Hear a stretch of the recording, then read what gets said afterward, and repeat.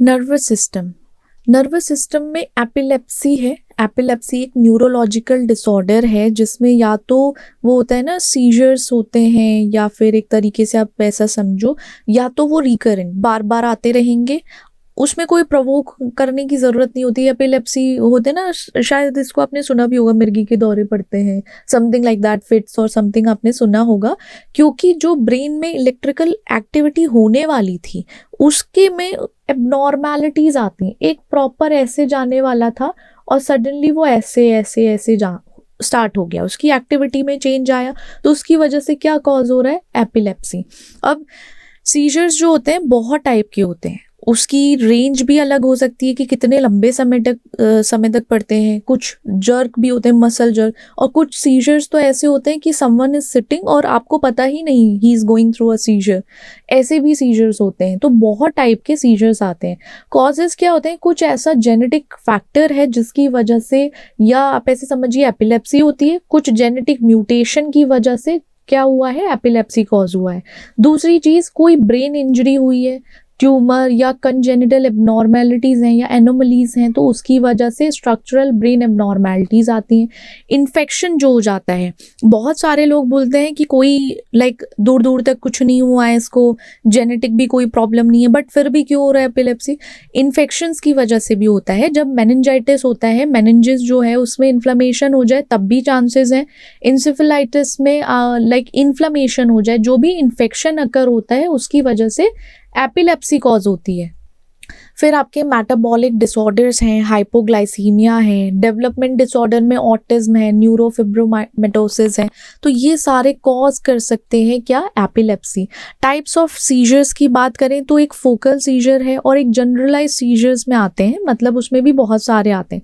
Focal seizures जो originate होते हैं वो स्पेसिफिक एरिया रहता है आपका ब्रेन का, वो रीजन के हिसाब से बात कर रहे हैं यहाँ पे, ठीक है, किस पर्टिकुलर रीजन या ओरिजिन, या आप एरिया की बात कर लो। एरिया जो है ब्रेन में वो कहाँ से शुरू होता है? एक तो सिंपल फोकल रहता है, एक कॉम्प्लेक्स फोकल है।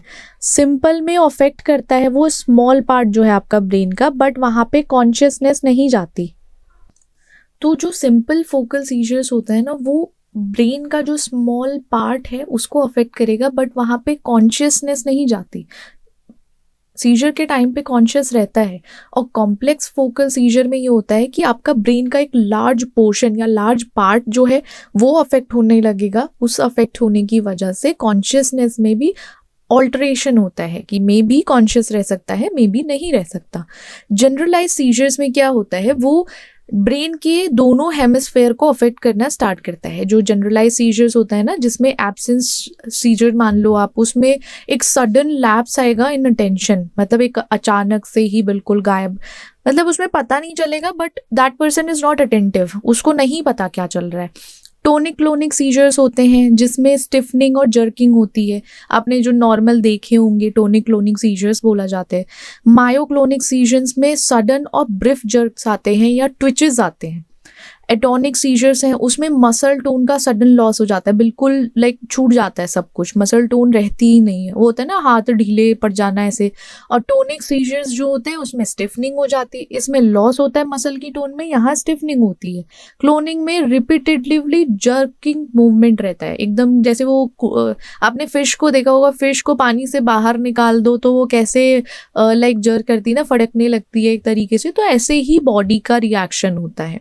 अब सिम्टम्स में क्या है, आपको एक छोटे समय के लिए कंफ्यूजन हो सकती है, स्पेल तरीके से समझो, या फिर आप उसको अनकंट्रोलेबल जर्किंग मूवमेंट होती है आर्म्स लेग्स की, कॉन्शियसनेस चला जाता है, अवेयरनेस चली जाती है। और कुछ साइकिक सिम्टम्स भी आते हैं फियर और एंग्जाइटी के, तो वो सारे सिम्टम्स एपिलेप्सी में देखने को मिलते हैं। और डायग्नोसिस कैसे होगा, या तो ईईजी करा लो, एमआरआई सीटी स्कैन के थ्रू करा सकते हैं, मोस्टली इनके थ्रू ही करते हैं क्योंकि उसमें इलेक्ट्रिकल एक्टिविटी चेक करते हैं ब्रेन की। देन पैथोफिजियोलॉजी है एपिलेप्सी की। एपिलेप्सी में जब भी कभी ब्रेन की एक्टिविटी में एबनॉर्मेलिटी आएगी तो वो सीजर कॉज करेगा, और वो सीजर या तो पार्शियल सीजर हो सकता है, किस पार्ट को अफेक्ट कर रहा है, या वो आपका जनरलाइज सीजर हो सकता है। तो यही पैथोफिजियोलॉजी है हमारी एपिलेप्सी की। अब इसमें क्या है, एबनॉर्मल इलेक्ट्रिकल एक्टिविटी देखने को मिलेगी, या न्यूरोनल हाइपर एक्साइटेबिलिटी की वजह से भी होता है कभी कभी एपिलेप्सी, या ब्रेन इंजरी हुई है उसकी वजह से कोई एबनॉर्मैलिटी आई है, ट्यूमर की वजह से कोई प्रॉब्लम आ रही है, देन अदर तो वो है कि कोई जेनेटिक फैक्टर है वो रिस्पॉन्सिबल है एपिलेप्सी के लिए। ट्रीटमेंट में मेडिकेशन, सर्जरी चलती हैं, थोड़ा सा लाइफस्टाइल एडजस्टमेंट भी होते हैं, जो चीज़ें ट्रिगर कर रही हैं आपकी लाइक सीजर्स को तो उसको अवॉइड करें, पूरी नींद लें, स्ट्रेस ना लें, अच्छी डाइट लें, कीटोजेनिक डाइट लेकर। और आपका न्यूरो मॉड्यूलेशन है, कुछ डिवाइसेस हैं जो जैसे रिस्पॉन्सिव न्यूरो स्टिमुलेशन है वो उसके थ्रू भी ट्रीटमेंट हो सकता है, करेक्ट। तो ये सारे ट्रीटमेंट ऑप्शन होते हैं एपिलेप्सी में। अब पार्किंसंस डिजीज़ है, अब आपने इसके बारे में तो सुना होगा कि हमारे पार्किंसंस डिजीज तब होती है जब न्यूरॉन्स जो हैं एक तरीके से वहाँ पे उनका डीजनरेशन होना शुरू होता है, मतलब वो खत्म होना शुरू हो जाते हैं एक तरीके से। तो क्या है, progressive neuro degenerative order like disorder है जो मूवमेंट को अफेक्ट करेगा। क्या है, ये डिसऑर्डर है जो मूवमेंट को अफेक्ट करने लगता है धीरे धीरे। पार्किंसंस डिजीज जिनको होती है उनकी मूवमेंट में प्रॉब्लम बिल्ड होती है क्योंकि न्यूरॉन्स जो है धीरे धीरे खत्म होना शुरू हो गए। अब जब भी डीजनरेशन होगा डोपामिन का, जो भी न्यूरॉन्स डोपामिन बनाते हैं आपके सब्सटेंशिया निग्रा में, जो एक तरीके से पार्ट है हमारे ब्रेन का, और वही पार्ट मूवमेंट को कंट्रोल करने में हेल्प करता है। अगर उसी का ही डीजनरेशन होना शुरू हो गया है, मतलब वो चीज़ खराब होने लगी है, कुछ प्रॉब्लम आने लगी है, तो वो क्या कॉज करता है, पार्किंसंस डिजीज को। अब कॉजेज कुछ जेनेटिक फैक्टर्स हैं, बेसिकली ये कहा जाता है कि ये म्यूटेशन है, कोई जीन है particular, for example LRRK2 PARK2, तो इसमें क्या होगा, म्यूटेशन होना शुरू हो जाएगा। अब इन्वायरमेंटल फैक्टर्स हैं, अगर कोई पर्टिकुलर आप टॉक्सिन से एक्सपोज हो जाते हो, लाइक पेस्टिसाइड है या हैवी मेटल से, किसी भी चीज़ से आप एक्सपोज होते हो कुछ टाइम के लिए, तब आपके इन्वायरमेंटल फैक्टर की वजह से भी पार्किंसन हो सकता है। और मोस्टली एज भी एक तरीके से फैक्टर है, जब भी एज बढ़ती रहती है तो पार्किंसंस डिजीज़ के चांसेस होते हैं, और ये मोर कॉमन है मेन में अगर आप कंपेयर करोगे विमेन में, ठीक है। मोटर सिम्टम्स आते हैं और नॉन मोटर सिम्टम्स भी आते हैं, जैसे ट्रिमर है, थोड़ा सा वो होता है ना, कांपने लगते हैं। ब्रेडिकाइनेशिया में ये होता है, काइनेशिया में, कि मूवमेंट स्लो हो जाती है, रिजिडिटी आने लगती है, लिम्स और ट्रंक में थोड़ा स्टिफनेस, हार्डन हो जाते हैं। पोस्चरल इंस्टेबिलिटी है वो भी होने लगता है, इम्पेयर्ड बैलेंस और कोऑर्डिनेशन देखने को मिलता है। तो ये सारे मोटर सिम्टम्स हैं। नॉन मोटर सिम्टम्स में आपकी कॉग्निटिव इम्पेयरमेंट या डिमेंशिया जैसे लाइक सिम्टम्स देखने को मिलेंगे, या मूड डिसऑर्डर है, डिप्रेशन, एंजाइटी, स्लीप डिस्टर्बेंसेस में insomnia, REM sleep behaviour disorder. तो ये सारी चीज़ें नॉन मोटर में आती है। मोटर में आपकी बॉडी से बाहर से दिखना, ऐसे समझो मोटर सिम्टम्स तो आपको फील होंगे, यू कैन सी देम, कि आपको दिख रहा है या आपको कोई बता रहा है, बट नॉन मोटर में ऐसा होता है कि वो सडन ही डिप्रेशन में, एंजाइटी में वो इतना नहीं पता चल पाता, ठीक है, राइट। अब डायग्नोसिस कैसे होगा, पता कैसे चलेगा, सबसे पहले तो क्लिनिकल इवैल्यूएशन के थ्रू ही पता चल जाता है कि किसी की अगर मेडिकल हिस्ट्री है, किसी के पेरेंट्स या मदर फादर में किसी का है तो पता चल जाता है। इमेजिंग टेस्ट कराए जाते हैं, डीजनरेशन का पता चलता है उसके थ्रू, और मेडिकेशन के रिस्पॉन्स में भी पता चलता है। पैथोफिजियोलॉजी में जैसे ही जो न्यूरॉन्स डोपामीन प्रोड्यूस करते थे वो करना बंद कर देंगे, उनका लॉस होना शुरू हो जाएगा। जैसे ही लॉस होगा डोपामीन का लेवल मतलब बिल्कुल कम हो जाएगा, डोपामीन का लेवल कम होगा तो कम्युनिकेशन जो उन रीजन में चल रही थी पर्टिकुलर एरियाज में, उनमें प्रॉपर कम्युनिकेशन नहीं हो पाएगी और मोटर सिम्टम्स डेवलप होंगे, जैसे कि ट्रेमर, रिजिडिटी, ब्रेडिकाइनेशिया। इससे डायग्नोसिस होगा पार्किंसंस डिजीज का। ट्रीटमेंट वही है, या तो आप मेडिकेशन ले लो, मेडिकेट रहो, देन डीप ब्रेन स्टिमुलेशन या फिजिकल थेरेपी की हेल्प से आप मैनेज कर सकते हो सारे सिम्टम्स को। अब ये जब भी कभी डोपामिन की डेफिशिएंसी हो, या लेवी बॉडीज हैं, या बेसल गैंग्लिया डिसफंक्शन है, इसकी वजह से पार्किंसंस डिजीज होती है, कॉज होती है एक तरीके से समझिए। ट्रीटमेंट के लिए मेडिकेशन में लीवोडोपा जो मोस्ट इफेक्टिव ट्रीटमेंट है, देखो लीवोडोपा का एक डोपामिन एगोनिस्ट है, वो डोपामिन की तरह ही एक्ट ऑन करते हैं। आपके MAO भी इनिबिटर्स हैं, COMT इनिबिटर्स हैं, तो ये क्या करते हैं, एक तरीके से जो डोपामिन वाले थे ना, उन्हीं को स्टिमुलेट करने का काम करते हैं, उन न्यूरॉन्स को जिसमें कमी हो सॉरी जिसकी डेफिशिएंसी हुई है ना वही चीज़, या लॉस हुआ है न्यूरॉन का जो डोपामिन का लेवल कम कर रहे थे। सर्जिकल ट्रीटमेंट्स हैं, फिजिकल थेरेपीज होती हैं, ऑक्यूपेशनल स्पीच थेरेपी है, बट एग्जैक्टली अभी एज सच कोई ट्रीटमेंट नहीं आया कि जिससे कि पार्किंसंस डिजीज़ को ट्रीट किया जा सके। करेक्ट। स्ट्रोक, स्ट्रोक को हम क्या बोल सकते हैं? सेरिब्रोवैस्कुलर एक्सीडेंट।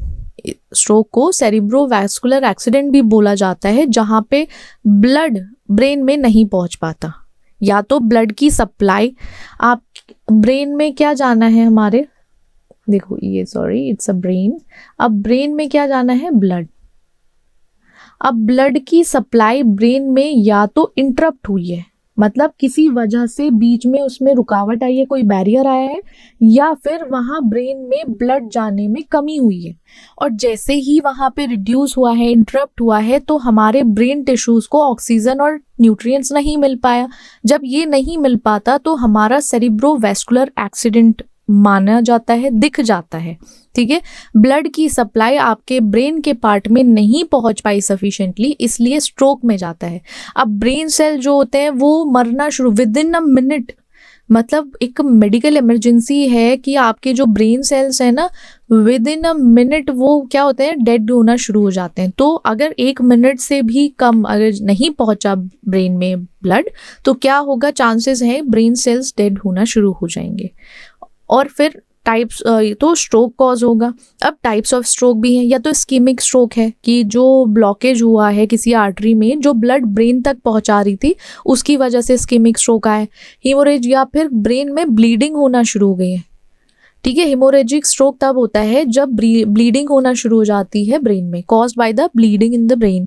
अब इंट्रासेरिब्रल हिमरेज है, सब अरेक्नॉइड हिमरेज होता है, उसमें ब्लीडिंग होती है ब्रेन टिश्यूज में आपके, और यहाँ स्पेसेस जो ब्रेन और सराउंडिंग मेम्ब्रेन है उनके बीच में।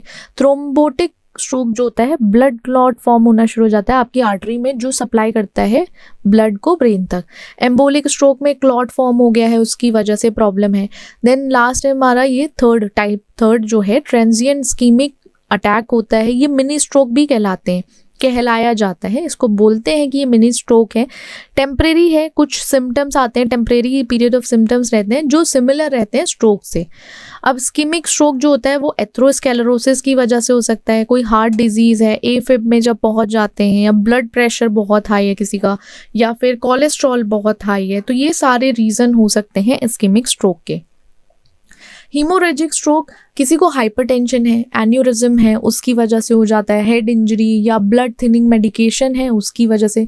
सिम्टम्स वही हैं जो फेस, आर्म, लेग में या one side of the body में स्पेशली नमनेस या वीकनेस लगने लगती है, कुछ कंफ्यूजन है, स्पीकिंग में प्रॉब्लम हो रही है, बोल नहीं पा रहे हैं, देखने में या दोनों आंखों से परेशानी रहती है, चल नहीं पाते, या कोई भी बहुत सीवियर हेडेक है, तो ये सारे बहुत कॉमन सिम्टम्स होते हैं स्ट्रोक के। यही गलती होती है, पहले शो करता है कि हाँ भाई ब्रेन में ब्लड पहुंच नहीं पा रहा है, या फिर कुछ ऐसा कारण है जिसकी वजह से कुछ प्रॉब्लम आई है, ब्लीडिंग हो रही है, बट क्या होता है ये सिम्टम्स बहुत माइन्यूट से हैं, माइनर मान के इनको नहीं इतना देखा जाता, तो उसकी वजह से बहुत ज़्यादा सीवियरिटी अराइज होती है बाद में। अब डायग्नोसिस में फिजिकल एग्जामिनेशन, न्यूरोलॉजिकल एग्जामिन से असेस कर सकते हैं सिम्टम्स को, इमेजिंग टेस्ट करा सकते हो, CT, MRI ये कराए ही जाते हैं। ब्लड टेस्ट, स्ट्रोक का वैसे इतनी जल्दी नहीं पता चलता, ऑलमोस्ट कुछ ना कुछ वो लॉस आपका हो ही जाता है उस टाइम पर। जब भी कभी स्ट्रोक होता है तो उस टाइम पे कुछ ना कुछ इधर उधर हो जाता है, क्योंकि इतनी जल्दी नहीं पता कर पाते। ब्लड टेस्ट कराओ, सेरिब्रल एंजियोग्राफी करा के पता चल जाता है कि हाँ भाई ब्रेन की ब्लड वेसल में कहाँ प्रॉब्लम आई है, क्या सप्लाई नहीं हो रहा है किस रीजन में ब्लड, तो ये सब चीज़ें पता चल जाती हैं। और पैथोफिजियोलॉजी ऑफ स्ट्रोक तो हमने पढ़ ही ली ऊपर। ट्रीटमेंट के लिए कुछ क्लॉट बस्टिंग मेडिकेशंस हैं, उनको यूज़ किया जा सकता है, एंडोवैस्कुलर प्रोसीजर्स हैं उनको कंडक्ट कर सकते हैं, एंटी प्लेटलेट एजेंट्स, एंटीकोगुलेंट्स, तो ये इस्कीमिक स्ट्रोक में यूज़ करते हैं। जो हीमोरेजिक स्ट्रोक रहते हैं, इमरजेंसी मेजर्स के, ब्लीडिंग कंट्रोल करना, सर्जिकल तो वहाँ पे चलेगा ही चलेगा, सर्जिकल इंटरवेंशन की जिससे ब्लड वेसल को रिपेयर किया जाए, अनमलीज को, और ब्लड क्लॉट को रिमूव किया जाए। मेडिकेशन से प्रेशर कंट्रोल किया जा सकता है, ब्लड प्रेशर। और रिहैबिलिटेशन में जो मोटर स्किल्स या मोबिलिटी लॉस्ट होती है ना स्ट्रोक के टाइम पे, उसको रिहैब के थ्रू लाइक वापस से ठीक किया जा सकता है। ऑक्यूपेशनल थेरेपी, स्पीच थेरेपी, क्योंकि स्ट्रोक से ना, देखो वही चीज़ मैंने बोली थी कि स्ट्रोक से बहुत ज़्यादा प्रॉब्लम होती है। अगर स्ट्रोक आया, पहले तो सिम्टम्स नहीं पता चलते, सिम्टम्स बहुत कॉमन हैं या बहुत आम से सिम्टम्स हैं जिससे इतना ध्यान नहीं देते हम। दूसरी चीज़ ये होता है कुछ वहाँ पे प्रॉब्लम होती ही होती है इस बोलने में या चलने में, तो उसके लिए बहुत ज़्यादा सपोर्ट चाहिए। ठीक है, थेरेपीज चलती रहती हैं। अब आते हैं साइकाइट्रिक डिसऑर्डर्स पे। साइकाइट्रिक डिसऑर्डर में डिप्रेशन है जो आज के टाइम पे लाइक हर किसी को है, कोई ना कोई डिप्रेस है, हर दूसरा बंदा डिप्रेस है। क्यों? क्योंकि, पर चलो छोड़ो उसको, उस पे आते हैं। डिप्रेशन मतलब उसको हम मेजर डिप्रेसिव डिसऑर्डर भी बोलते हैं। ये कॉमन और सीरियस मेंटल हेल्थ कंडीशन है, बहुत कॉमन है, बहुत आम हो गई है आज के टाइम पे लाइक डिप्रेशन, और बहुत सीरियस भी है। अगर इस पर नहीं ध्यान देते तो लोग उस पर्टिकुलर टाइम पीरियड में कुछ भी कर सकते हैं। उनको क्या लगता है कि सैडनेस जैसा फेज आता है उनकी लाइफ में कि अगर बहुत सारी चीज़ें नहीं कर पा रहे हैं, then they become sad, hopeless हो जाते हैं, इंटरेस्ट ख़त्म हो जाता है चीज़ों में, और कोई भी एक्टिविटी करने में मज़ा नहीं आता, कुछ मन नहीं करता करने का, बस पड़े रहो बेड पे। तो ये डिप्रेसिव फेज़ होता है। वो कंडीशन बहुत कॉमन भी हो गई आज के टाइम पे। अब इससे क्या होता है, पर्सन के थॉट भी अफेक्ट होते हैं क्योंकि उसका मन नहीं करता कुछ करने का, तो थॉट्स क्या होते हैं, ऑलमोस्ट नेगेटिव हो चुके होते हैं। एक थोड़ा सा वो ब्लैक जोन में पहुंच चुका होता है। उसके बिहेवियर में बहुत चेंज आता है डिप्रेशन के टाइम पे। फिजिकल हेल्थ खराब होने लगती है। देखो, डिप्रेशन मोस्टली, एक चीज़ मान के चलो, थोड़ा सा I am going out of the topic, but समझो डिप्रेशन क्यों होता है। डिप्रेशन, ये तो चीज़ें साइंटिफिकली हैं। एक चीज़ समझो, डिप्रेशन तब कॉज होता है जब हमारे मन का कुछ चीज़ नहीं होती। ठीक है, आप तभी बुरा मानते हो, आपको तभी बुरा लगता है, आप होप छोड़ देते हो जब आपके मन की इच्छा पूरी नहीं होती। करेक्ट? कभी इसको बैठ के सोचना कि क्यों डिप्रेस हैं, क्योंकि हम या तो ये एग्ज़ाम नहीं कर पा रहे हैं, ये एग्ज़ाम क्रैक नहीं हुआ तो लोग क्या सोचेंगे, ऐसा नहीं करूँगा तो वो क्या सोचेंगे, अगर अच्छा ठीक है यार उसने ऐसा मेरे साथ क्यों किया, वो मुझे छोड़ के क्यों चला गया या मुझे छोड़ के क्यों चली गई, तो क्या हो गया कि आपके मन की जो आप चाहते थे वो नहीं हुआ। उसकी वजह से आपके जो एक्टिविटीज़ हैं, एक तरीके से आपके ब्रेन ने रिस्पॉन्ड करना शुरू कर दिया है, आपको लाइक डल फील कराना शुरू कर दिया है कि नॉट फीलिंग वेल जैसा, होपलेस। तो ये चीज़ें आती हैं, ये सबकी लाइफ में आता है। आपके नहीं, आपके पेरेंट्स के में भी आया होगा, आपके में भी आया है, और सबके में आता है। नॉर्मल है, जनरल है कि डिप्रेशन, बट क्या है, एक्सेप्ट करना सीखो। अगर आपके मन की नहीं हुई है मतलब उसके मन की हुई है। ठीक है, बस ये सोच के आगे बढ़ो, डोंट गेट डिप्रेस्ड हो। ठीक है, एक पर्टिकुलर टाइम पे, फिर मूव ऑन करो। अब कॉजेज क्या हो सकते हैं, कुछ जेनेटिक फैक्टर्स हैं, आपकी फैमिली हिस्ट्री में रन हो रहा है डिप्रेशन, तो उससे चांसेस बढ़ जाते हैं। आपके जो न्यूरोट्रांसमीटर है ना, अब ये सोचो न्यूरोट्रांसमीटर का ही खेल है। सेरोटोनिन ने जो मूड का लाइक, सेरोटोनिन को हैप्पी हार्मोन भी तो बोलते हैं, तो एक तरीके से उसने ऊपर नीचे किया है। नॉरएपिनेफ्रिन है, डोपामीन है, तो ये समझाओ भैया ये तो केमिकल लोचा हो रहा है, केमिकल लोचा ही है दिमाग में, उसकी वजह से डिप्रेशन। ठीक है, बहुत टाइम पे कुछ लाइक सिचुएशंस आती हैं जिससे डील करना मुश्किल होता है, तो उसको कामली बैठ के किया जा सकता है proper. Everything is not lead to कि एंड है, क्योंकि वो एंड भी बिगनिंग हो सकती है दूसरी चीज़ की। करेक्ट? अब हार्मोनल फैक्टर्स हैं जिससे हार्मोन्स लेवल चेंज हो सकते हैं। जैसे प्रेगनेंसी के टाइम पे थायराइड प्रॉब्लम्स होती हैं, तो उस टाइम डिप्रेसिव फेज रहता है। प्रेगनेंसी के टाइम पे भी बाद में बहुत लोगों में पोस्ट लाइक ट्रोमेटिक देखा जाता है, उनको होते हैं PTSD। अब इन्वायरमेंटल फैक्टर्स हैं, PTSD अलग हो गया, हाँ प्रेगनेंसी में होता है ना वो पोस्टपार्टम डिप्रेशन, तो वो भी बड़ा लाइक हार्मोनल फैक्टर्स की वजह से है। इन्वायरमेंटल फैक्टर है, आप किसी बहुत ही स्ट्रेसफुल लाइफ में रह रहे हो या कोई ऐसा इवेंट ट्रॉमा है जिसकी वजह से फुल टाइम आप स्ट्रेस में रहते हो। देखो, एक चीज़ समझ लो, ज़्यादा स्ट्रेस में रहोगे आज के टाइम में तो कभी जी ही नहीं पाओगे।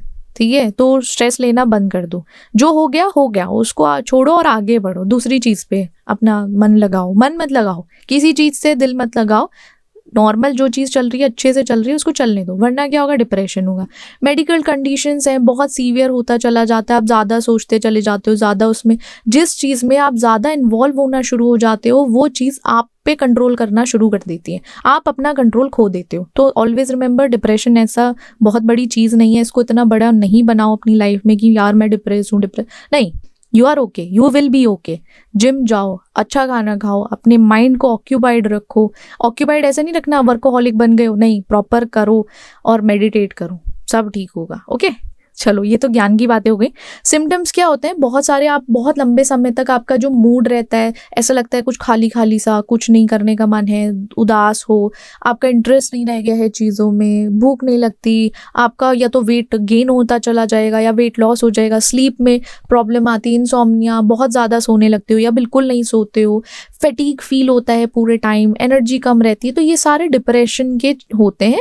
तो ये हमारी बॉडी में कुछ चीज़ें, आप अच्छे से सुबह उठो, एक्सरसाइज करो, मेडिटेट करो, अपने जो हॉर्मोन्स पे कंट्रोल करना सीखो, जो सेरोटोनिन है ना, ठीक है, उसको बोलो भाई तू चुप रहे, मुझे तो करना है, मुझे तो चीज़ें करनी है।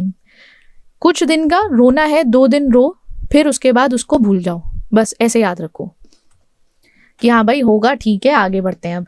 और रिकरेंट थॉट्स आते हैं, नहीं भाई लाइफ यहीं ख़त्म हो जाएगी, अब यहीं कर दूंगा ख़त्म, ये सब चीज़ें, सुसाइड अटेम्प्ट, ये तो सोचना ही मत। एक पर्सपेक्टिव समझो, मरने के बाद कुछ नहीं होता, कोई नहीं तुम्हारा कुछ चेंज हो जाएगा, तुम ही अपनी जान से हाथ धो बैठोगे। अगर तुम्हारे माइंड में कभी भी ऐसा थॉट आता है तो उसको निकाल के बाहर फेंक देना, क्योंकि किसी को फ़र्क नहीं पड़ता तुम्हारे होने ना होने से। नॉर्मल सबकी लाइफ आगे बढ़ जाती है, सब लोग मूव ऑन हो जाते हैं, तो तुम अपनी लाइफ को क्यों रिस्क पे डाल के, क्यों एक सेक्रीफाइस कर रहे हो? तुम सेक्रीफाइस नहीं कर रहे हो, वेस्ट कर रहे हो अपनी लाइफ, तो उसको मत करो, ज्यादा मत सोचो, मूव ऑन करो। Move on in the sense ये नहीं होता रिलेशनशिप में ही मूव ऑन है, अपनी लाइफ के बहुत सारे इवेंट्स आते हैं, उनसे मूव ऑन करो, आगे बढ़ो, हिम्मत रखो और कायर मत बनो। करेक्ट। चलो सिम्टम्स, डायग्नोसिस, क्लिनिकल इवैल्यूएशन किए जा सकते हैं, क्वेश्चनेयर या रेटिंग स्केल, क्वेश्चनेयर्स होते हैं उसके थ्रू पता चल जाता है, मेडिकल इवैल्यूएशन चलते रहते हैं। अब पैथोफिजियोलॉजी में आपके न्यूरोट्रांसमीटर में इम्बैलेंसेस आते हैं, सेरोटोनिन का लेवल डिसरेगुलेट रहता है, नॉरएपिनेफ्रिन का, HPA एक्सिस का डिसफंक्शनिंग है, न्यूरोप्लास्टिसिटी में चेंजेस आते हैं। ट्रीटमेंट क्या है? साइकोथेरेपी, या तो कॉग्निटिव बिहेवियरल थेरेपी ले ली जाए जिससे कि आपके जो नेगेटिव थॉट पैटर्न्स हैं उनको चेंज किया जा सके, इंटरपर्सनल थेरेपी को एम रिलेशनशिप कम्युनिकेशन के थ्रू इम्प्रूव किया जा सकता है, डायलेक्ट बिहेवियर थेरेपी, उसमें इमोशनल रेगुलेशन को बैलेंस किया जा सकता है, मैनेज किया जा सकता है। कुछ मेडिकेशंस हैं उनको भी फर्स्ट लाइन ट्रीटमेंट में आता है, सेटिलिन है या फ्लोक्सिटिन है, तो ये फर्स्ट लाइन ट्रीटमेंट में आते हैं। और या तो डायरेक्ट सेरोटोनिन और नॉरएपिनेफ्रिन पे टारगेट किया जाए, ट्रीट किया जाए रेजिस्टेंट केसेस में। लाइफस्टाइल चेंजेस, ये बहुत इंपॉर्टेंट है, लाइफस्टाइल चेंज करो, रेगुलर एक्सरसाइज करो, ज़्यादा सोचो मत, टाइम से सो, अपने माइंड को प्रोग्राम करना स्टार्ट कर दो, वरना आपका माइंड आपको प्रोग्राम कर देगा। ठीक है। इलेक्ट्रो कन्वल्सिव थेरेपी होती है, माइंडफुलनेस, स्ट्रेस मैनेजमेंट के लिए, ये भी इंपॉर्टेंट है। 2 चीज़ आई विल रिकमेंड, ये लाइफस्टाइल चेंज कर लो, माइंडफुलनेस और स्ट्रेस मैनेजमेंट के लिए मेडिटेशन, योगा करने लगो, सब ठीक हो जाता है। ठीक है, डिप्रेशन की बात है।